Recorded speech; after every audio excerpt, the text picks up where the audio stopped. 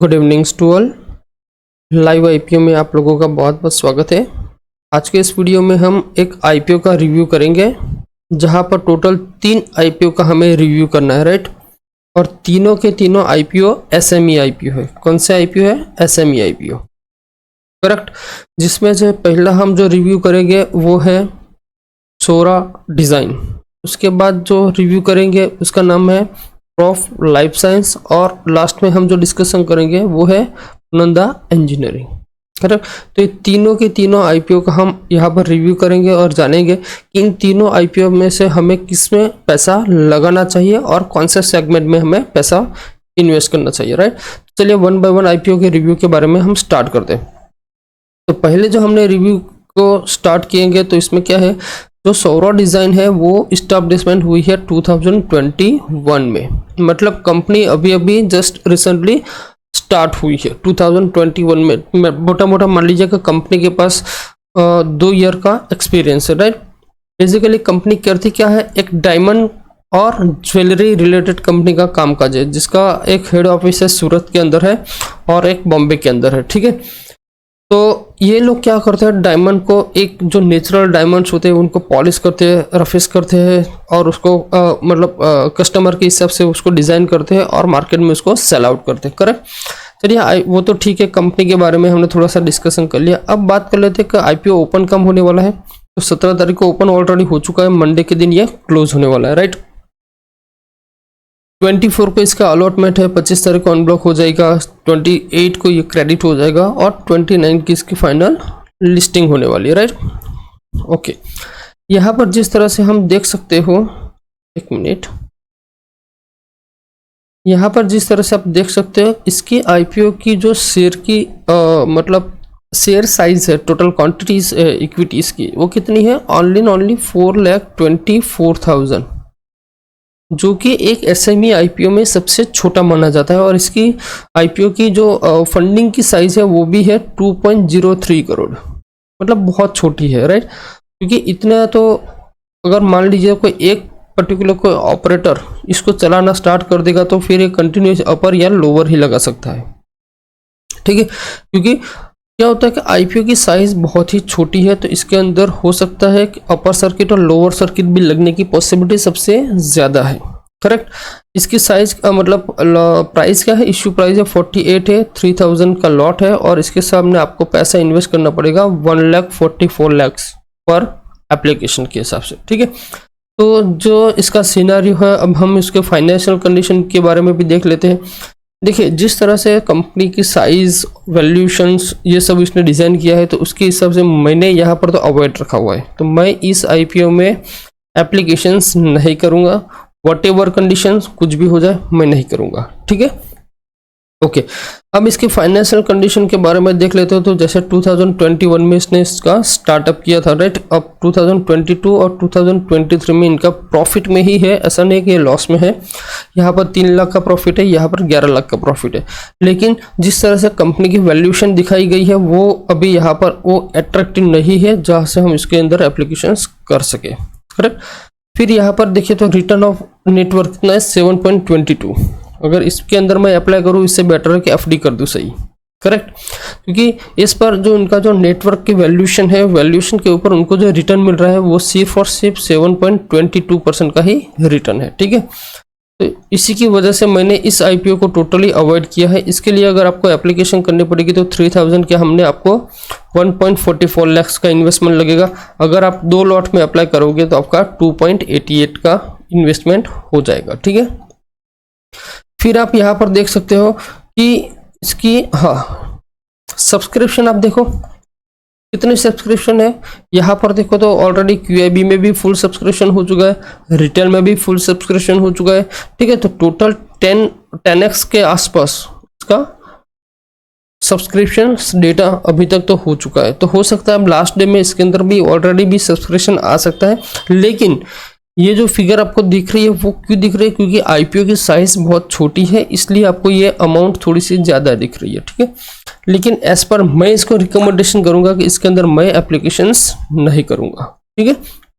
Okay, चलिए दूसरे IPO के बारे में बात कर लेते हैं, जिसका नाम है क्रॉप लाइफ साइंस। अब ये क्रॉप लाइफ साइंस पर्टिकुलर करता क्या है, तो ये एक पर्टिकुलर फर्टिलाइजर के लिए एग्रोकेमिकल का मैन्युफैक्चरिंग करते हैं, जो डिफरेंट कंट्री जो होती है, जो Indonesia, Bangladesh, Egypt, Myanmar, Vietnam, वहाँ पर वो ऑलरेडी उनको एक्सपोर्ट करते हैं। ठीक है, अब पर्टिकुलर ये भी आईपीओ आप देखो तो 18 तारीख को ऑलरेडी ओपन हो चुका है, 22 को इसका क्लोजिंग हो रहा है, 25 को क्रेडिट होगा अलॉटमेंट, 28 को क्रेडिट अनब्लॉक होगा, 29 को क्रेडिट होगा, 30 को इसका लिस्टिंग। ये तो बेसिक इंफॉर्मेशन है जो सबके पास होती है। आज जो मैं मेन पॉइंट जो आपको बताने जा रहा हूँ इस तीनों आईपीओ का, वो मैं लास्ट में आपको बताऊंगा कि एक्चुअली होता क्या है। ठीक है, इसकी भी आप इक्विटी साइज देखे तो 51,40,000 के आसपास है, और टोटल आईपीओ की साइज है वो 26.73 करोड़ के आसपास है। तो ये एक अच्छी सी आईपीओ रहती है, राइट।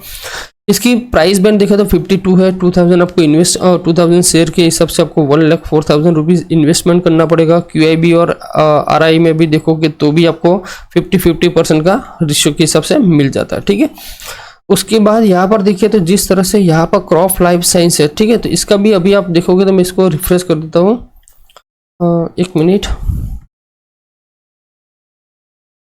इसका GMP ऑलरेडी, हाँ यहाँ पर देखिए इसका GMP ऑलरेडी अपडेट हो चुका है, जिसका 3 to 5 रुपीज़ इसका अभी GMP चल रहा है। इसके हिसाब से अगर देखा जाए तो 5,000 के हिसाब से आपका प्रॉफिट हो सकता है अगर एप्लीकेशन आपको लगेगी तो, और लिस्टिंग गेन अगर 6,000 प्लस है। देखो ये दोनों डिफरेंस है, ये प्रीमियम, कोष्टक, सब्जेक्ट टू और लिस्टिंग, ये सारे के सारे फंडा डिफरेंट है। ठीक है, वो भी मैं आपको बताऊंगा कि ये क्या चीज़ है। तो उसके हिसाब से मैंने इसमें रेटिंग रखा है न्यूट्रल। अब न्यूट्रल का मतलब क्या होता है कि इसके अंदर एप्लीकेशन करनी चाहिए या नहीं करनी चाहिए। आपको क्या करना, पहले जो एप्लीकेशन वाले मतलब अप्लाई वाले जो आईपीओ होते हैं उसके अंदर अप्लाई करो। अगर आपके पास बफर फंड रहता है तो फिर आप न्यूट्रल वाले में जाइए। फिर भी अगर आपके पास पैसा है तो फिर आप अवॉइड वाले ट्रेड में एप्लीकेशंस कर सकते हो, करेक्ट। यहाँ पर देखिए जिस तरह से उसकी फाइनेंशियल कंडीशन है, तो 2021 में उनका खुद का असर था 86 करोड़। ठीक है, 22 में देखोगे तो 94 करोड़, 23 में देखोगे तो 104 करोड़, करेक्ट। तो उसके अगेंस्ट उन्होंने जो प्रॉफिट लिया है वो पहले 3 करोड़ का प्रॉफिट था, फिर 2.81 करोड़ का था, फिर उससे टोटल डबल 4.36 करोड़। तो ये एक अच्छा सा प्रॉफिट माना जाता है एज पर उनकी कैपिटल के हिसाब से। ठीक है, तो इसके हिसाब से मैंने इसको न्यूट्रल पोजीशन पर रखा है। ठीक है, इसका भी जैसे आप रिटर्न ऑफ इन्वेस्टमेंट देखोगे तो भी बहुत कम है। ठीक है, 7.97 ही है, तो इसीलिए मैंने इसको न्यूट्रल पोजीशंस पे रखा है। क्यों? क्योंकि इसकी PE रेशियो भी थोड़ी सी ज़्यादा है, 22.13 जो PE रेशियो है वो भी ज़्यादा है। इसी के हिसाब से मैंने इसको न्यूट्रल पोजीशन पर रखा है। देखो इसका सब्सक्रिप्शन आप देखोगे तो भी आपको बहुत मज़ा आ जाएगा। ऑलरेडी रिटेल सेगमेंट में देखो तो फुल हो जाएगा, क्योंकि आजकल के जितने भी आईपीओ आते हैं ना उसमें रिटेल्स जो ट्रेडर होता है ना वो फुल सब्सक्रिप्शन तो कर ही देता है, करेक्ट। ठीक है, तो इसके अंदर भी आप एप्लीकेशन कर सकते हैं, आपको लिस्टिंग गेन के भी पैसे मिल जाएंगे। लेकिन आपको तब अप्लाई करना है जब आपके पास सारे आईपीओ जो एप्लीकेशन करने लायक जो आईपीओ है उसमें आप एप्लीकेशन कर लो, उसके बाद आपके पास बफर अमाउंट रहता है तो आप इसके अंदर एप्लीकेशन कर सकते हो, अदरवाइज इसको फिर अवॉइड कर सकते हो। ठीक है, उसके बाद हम बात करेंगे बोनंजा इंजीनियरिंग। अब बोनंजा इंजीनियरिंग में बेसिकली होता क्या है और ये कंपनी करती क्या है। ठीक है, तो बोनंजा जो एक पर्टिकुलर 2012 में इसका इस्टेब्लिशमेंट हुआ था। ठीक है, और ये पर्टिकुलर कंपनी एक कंस्ट्रक्शन जो होता है ना, जो इंजीनियरिंग, प्रोडक्शन एंड कंस्ट्रक्शन, मतलब इंजीनियरिंग साइड जितने भी रिलेटेड इक्विपमेंट्स होते हैं ना उसका मैन्युफैक्चरिंग करता है। जिस तरह से सिविल इंजीनियरिंग हो गया, इलेक्ट्रिकल हो गया, मैकेनिकल हो गया, तो उनके रिलेटेड जितने भी इंस्ट्रूमेंट होते हैं ना उनका वो मैन्युफैक्चरिंग करते हैं। ठीक है, तो इस आईपीओ में हम डिस्कशन करते हैं कि इसके अंदर क्या चीज़ है और क्या है। तो यहाँ पर देखिए तो जिस तरह से ओपन कब है 18, 22, 25, 28, 30 और लास्ट 13 को ये लिस्टिंग होने वाली। ठीक है, ऑलरेडी एक दिन हो चुका है और 22 तारीख को ये क्लोज होने वाला है। ठीक है, तो यहाँ पर जिस तरह से आईपीओ की देख सकते हो तो 56 लाख और 96,000 टोटल इक्विटी शेयर आपके लिए अलोकेशन हुआ है। और प्राइस बैंड जो देखे आईपीओ की साइज जो देखे तो 42.72 करोड़, मतलब एक SME आईपीओ के लिए ये वैल्यू बहुत ही बढ़िया वैल्यू मानी जाती है। ठीक है, 75 रुपीज़ पर इक्विटी शेयर के हिसाब से आपको शेयर दिए जाएंगे, जिसकी क्वांटिटी होगी 1600, जिसके लिए आपको टोटल 1.20 लाख रुपीज़ इन्वेस्टमेंट करने पड़ेगा। ठीक है, QIB हो गया, मतलब बिग इंस्टीट्यूशंस हो गई, और रिटेल में दोनों के अंदर 50-50% आपको दिए जाते हैं, और ये BSE के अंदर ये लिस्टिंग होगी। ठीक है, ओके। अब इसके अंदर जो प्रीमियम अभी चल रहा है ना, वो सबसे बेस्ट चल रहा है, जो 15 to 80% के, मतलब 50 to 80 रुपीज़ प्लस ये एक्सपेक्टेशन है कि वो खुल सकता है। ठीक है, तो इसके हिसाब से एज पर सब्जेक्ट टू सौदा में अभी इसका भाव चल रहा है 20K, और लिस्टिंग गेन जो आपको मिल सकती है उसमें 24 टू लेके 30K के आसपास की आपको लिस्टिंग गेन अभी एट प्रेजेंट अभी मिल रही। हो सकता है इसके अंदर भी वैल्यू एट पर सब्सक्रिप्शन के हिसाब से थोड़ा सा प्लस माइनस हो सकता है। ठीक है, तो इसके अंदर मैंने क्या किया है, इसको अप्लाई रेटिंग में मैंने रख दिया है। तो पहले क्या करना है, आपको जो एप्लीकेशंस करनी है इसके अंदर करनी है बोनंदा इंजीनियरिंग में। क्यों मैं ये बोल रहा हूँ, क्योंकि इसके अंदर एप्लीकेशन करनी, क्योंकि ऑलरेडी भी आपको मेन लाइन IPO जो अभी ओपन होने वाले हैं, वो 2 IPO आने वाले हैं, वो भी एक अच्छे से IPO है, जिसके अंदर भी पैसा लगाने की रिकमेंडेशन एज पर मार्केट के हिसाब से अभी मुझे मिल रहा है। लेकिन उसका भी हम जब फुल डिटेल रिव्यू करेंगे तब पता चलेगा कि उसमें हम अप्लाई करें या ना करें। लेकिन एट प्रेजेंट जो SME IPO है उसमें हम फर्स्ट रिकमेंड करते हैं इसको हम सेकंड, ये हमारा फर्स्ट, ये सेकंड हो गया, और ये थर्ड। ठीक है, ओके। अब चलिए बात कर लेते हैं कि इसमें क्या हो सकता है आगे। देखो, इसकी फाइनेंशियल कंडीशन देखो तो 9 करोड़ का प्रॉफिट था, उसके बाद 10 करोड़ का प्रॉफिट था, उसके बाद 18 करोड़ का प्रॉफिट। मतलब ग्रेजुअली आप देखें तो हर एकेडमिक ईयर के अंदर वो लोग क्या करते हैं, फाइनेंशियल ईयर के अंदर वो लोग प्रॉफिट टू प्रॉफिट उनका इंक्रीज होता जा रहा है। तो इसी की वजह से, और सबसे जो इम्पोर्टेंट चीज़ है वो यहाँ पर देखिए, उसका जो रिटर्न ऑफ नेटवर्क है वो कितना है, 22%। 22% मतलब कि सबसे बेस्ट माना जाता है। अगर ये IPO आपको लगेगा और इसका subscription on an average 50x के ऊपर निकल गया, तो समझ लीजिए आपको ये 13 से लेकर 60K का भी आपको रिटर्न देने के लिए कैपेबल है।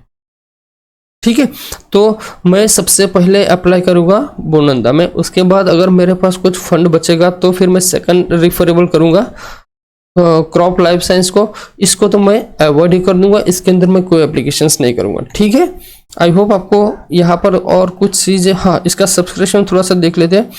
देखो, इसका सब्सक्रिप्शन में क्या होगा, अभी QIB में इतना इंटरेस्ट उन्होंने दिखाया नहीं है, लेकिन यहाँ पर देखो रिटेल ने तो ऑलरेडी फुल एप्लीकेशंस कर दिया है, और यहाँ पर 2.64x तो ऑलरेडी हो चुका है। अब जब भी आप कोई IPO में एप्लीकेशंस करते हो तो आपको एडवांस में नहीं करना, उसको लास्ट डे में ही आपको अप्लाई करना है। ठीक है, लास्ट डे में हम क्यों अप्लाई करते हैं, क्योंकि उनका जो प्रीमियम, जो मैंने अभी आपको बताया कि भाई 15 से 18 रुपीज़ इसका GMP चल रहा है, राइट। तो ये जो GMP होता है वो कोई ऐसा नहीं होता कि हर 5 मिनट 10 मिनट में इसको चेंज किया जाए, करेक्ट। बहुत सारी ऐसी एप्लीकेशंस मिल जाएगी, बहुत सारी ऐसी वेबसाइट मिल जाएगी, बहुत सारी ऐसी चीज़ें मिल जाएगी जहाँ पर आपको GMP हर 15 मिनट 20 घंटे या 1 घंटे के आसपास आपको वो चेंज करते रहते हैं, लेकिन इतना ज़्यादा चेंजेस नहीं होता है, राइट। मेजोरिटी इसके अंदर जो वैल्यूएशन चेंज होती है वो क्या होती है, 5 बजे जब आपका सब्सक्रिप्शन टोटल फिनिश हो जाता है, एक होता है तब एप्लीकेशन में अपडेट हो सकता है, या फिर किसी GMP में अपडेट हो सकता है, या फिर क्या होता है मार्केट की कंडीशन के हिसाब से इसमें वैल्यूएशन चेंज होता रहता है। लेकिन ये दिन में 1 या 2 टाइम ही होता है, कोई कंटिन्यूअस चेंज होता नहीं है। ठीक है, लेकिन आपको एप्लीकेशंस कब करनी है, लास्ट डे जब उसका सब्सक्रिप्शन होता है तो लास्ट डे 2 बजे के बाद आपको एप्लीकेशन में जाना है, और फिर आपको फाइनली डिसाइड करना है कि भाई इसके अंदर मैं एप्लीकेशन करूंगा या नहीं करूंगा। ठीक है, ऑलरेडी हमारे जो फ्री टेलीग्राम चैनल है, जो लाइव IPO के अंदर हम IPO की जो इन्फॉर्मेशन प्रोवाइड करते हैं, वहाँ पर भी मैं 2 बजे के आसपास आपको मैं बता दूंगा कि आपको पर्टिकुलर इस IPO में पैसा लगाना चाहिए या नहीं। चाहे कोई भी IPO, मैं इसके अंदर तो मैं डेफिनेटली बोलता हूँ आप लगा सकते हो, लेकिन इन दोनों के अंदर मैं क्या करूँगा, लास्ट डे में 2 बजे के बाद मैं डिसाइड करूँगा कि as per market view, as per subscription data, as per the scenario मैं इसमें एप्लीकेशन करूंगा या नहीं करूंगा, वो मैं ग्रुप में 2 बजे अपडेट कर दूंगा। ठीक है, आई होप आपको इस वीडियो अच्छा लगा होगा, आपको थोड़ा सा समझ में आ चुका कौन सा आईपीओ अप्लाई करना चाहिए, कौन सा आईपीओ नहीं अप्लाई करना चाहिए। अगर वीडियो अच्छा लगा हो तो लाइक एंड शेयर कर दीजिए। चैनल में अगर आप नए हो तो चैनल को सब्सक्राइब कर दीजिए। मिलते हैं नेक्स्ट वीडियो में। जय हिंद, जय भारत।